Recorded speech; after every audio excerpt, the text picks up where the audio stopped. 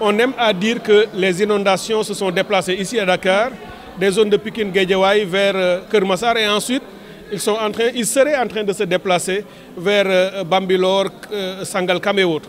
En fait, ce n'est pas une bonne approche. Ce qui s'est déplacé, ce ne sont pas les inondations, ce sont les populations qui sont en train de se déplacer et en s'installant dans des voies d'eau, dans des zones qui de toute manière recevraient, parce que ce sont des lacs ou autres qui ont été remblayés, mais quand les pluies reviennent, évidemment, ces eaux reprennent leur place.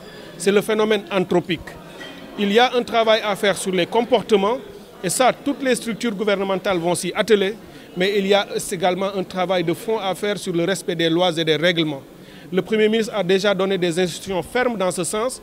Le ministère des collectivités territoriales, le ministère de l'Intérieur et d'autres, et aussi le ministère même des Forces armées, vont se mobiliser et réunir leurs efforts, travailler en conjonction pour faire en sorte que toutes les lois et règlements soient appliqués de manière la plus rigoureuse pour éviter ou pour interdire l'occupation des zones non édificantes. Vous allez voir des populations s'installer sur des lacs.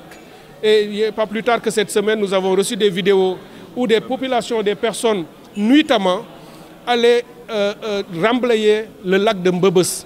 Et ils ne le font que la nuit, pour éviter d'être pris à défaut. Mais si on laisse faire, évidemment, dans quelques temps, des populations vont faire des parcelles, construire des maisons, et à la prochaine saison des pluies, les pluies vont envahir et on parlera d'inondation, alors que ce sont des populations qui se sont installées ici. Donc il y a un travail qui sera fait avec beaucoup de rigueur par le gouvernement.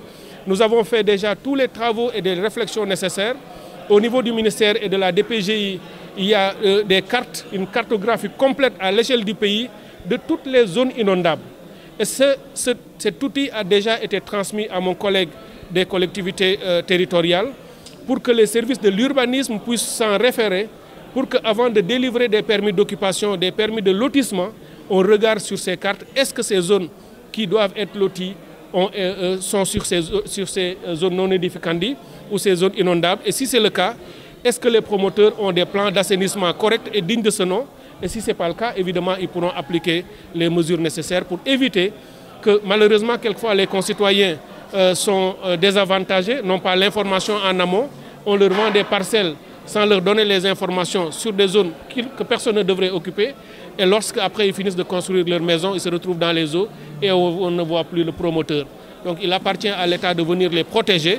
Et avec là, on sera sans concession et dans la mesure de toute la rigueur possible, les lois et les règlements seront appliqués dans ce sens pour éviter que ce phénomène anthropique, basé quelquefois sur l'indiscipline et le manque de conscience de certains acteurs, ne vienne créer des difficultés majeures à l'État et à nos concitoyens.